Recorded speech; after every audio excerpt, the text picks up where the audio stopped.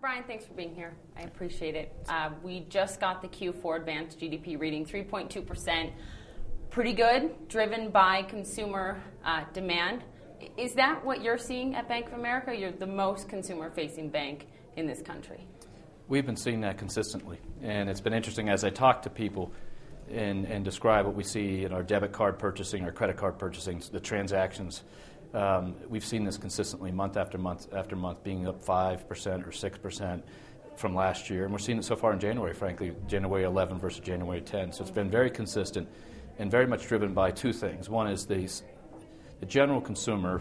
Everybody in America has to consume a basis, but what happens, the affluent consumers, they felt better, and the stock market's lifted, has started to increase their spending, and that's what drives the marginal spending in the United States. And you've seen that, you can see that in the numbers. You can, as we look at our customer base and more mass market customers and affluent customers, you can see the differential. But what about the middle? What about the near 10% unemployment rate, the much higher underemployment rate? Right. I mean, these people are your customers too, not to mention the housing crisis that clearly persists.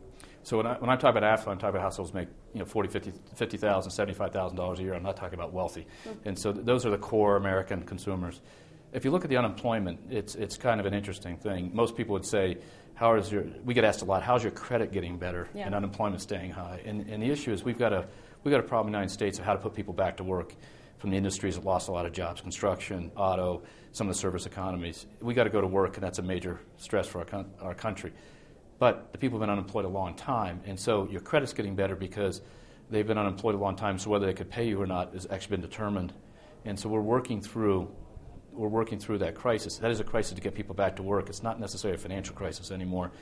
The housing part of it we got to also work through, and that's actually a difficult task ahead of America to go through and finish up the excess in the housing market, and we're trying to do our best to do it in a fair and customer-friendly way. So what is Bank of America's mortgage portfolio telling you? From a delinquency and a performance perspective, you're seeing those come down every month for many, many months in a row. And so the core consumer health, credit health has gotten better. We have in the mortgage this unique thing that because of the delay in time frame, we have a lot of work to do to get through the seriously delinquent mortgages. And so we try to modify every we can. We modified 785,000 mortgages so far. We did 80,000 or so in the 76,000 in the fourth quarter. We're doing 1 in 3 in the industry. But there's still be a lot of people who won't qualify for that. Right. And they'll have to go through a very big dislocation. And it's a horrible human thing to go through. And our associates will work through them. It's a very tough job to take clients through that. And so that's what's going on now. That's what you hear and read a lot. And that'll take another 4, 6, 8 quarters to get through as we work through that process. The banking sector as a whole, is it a sounder, safer system now than a year ago when we didn't have Dodd-Frank, we didn't have financial reform? Are American taxpayers safer now given the way the banking system operates? I think we can talk about lots of theoretical things, but let me give you one statistic. Our capital ratios in our company are stronger than they've ever been in our history. And so we have effectively twice as much capital as we did as the crisis came on us. So if you just step back and say, what is the two things that assure the financial company is in good shape are capital and liquidity. We have twice as much capital as we had before the crisis, and we have probably twice as much liquidity. And so as you think about the American banking sector, the good thing that the policymakers and the banks and everybody did, and frankly the resiliency of our capital markets, allowed us to get through this faster. America's used to taking this roller coaster down and up and getting up to the high point faster. Other economies are slower because the policies are different and stuff like that. Right. And so America's coming through this from a capitalization, liquidity, safety, soundness. We're way past that point. Now it's really a question of jobs and economy.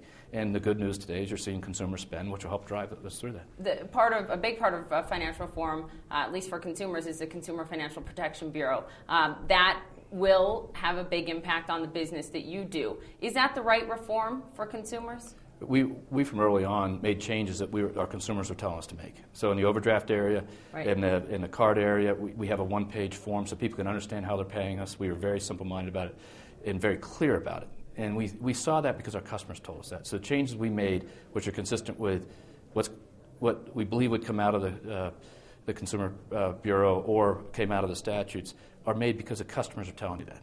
And so we're also making changes to how we structure our account structure so that we can make sure we can provide the services to customers and they can pay in a more straightforward way, a more fair way. And we've been doing that for almost 24 months now, going back. One-page mortgage described the mortgage terms. One-page card disclosure when a person gets a card. A simple product and card that says this is the rate, it won't change, this is it. And so we've been working all these products to make sure that the American public could see that the banking industry can do this. Now, the question is, we have to get paid for the services. 18,000 ATMs, 6,000 branches, 24 by 7 calls.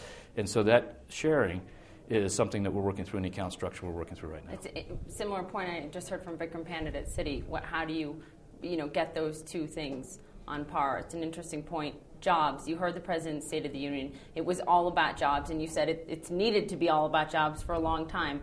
How far off are we from a jobs recovery?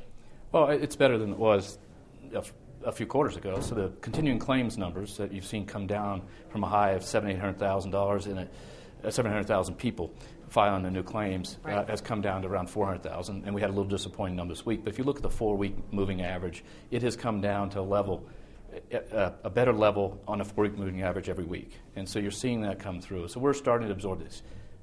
We have to remember the excesses were high, and the fuel to the housing construction boom at the margin, the 17 million auto units versus 12, those drove a lot of jobs, and that's backed out of the economy now. The economy's absorbed that. Might not come back.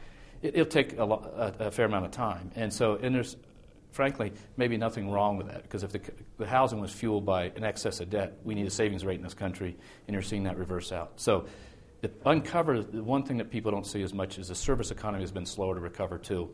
And I think that is related just to the general downdraft from the high levels. And we've got to get all these jobs restarted, and that's what the President's talking about. That's what Jeff Immelt and his group are going to work on. That's what we as a bank are working on, and everybody in the economy has to work towards. I have to ask final question on WikiLeaks.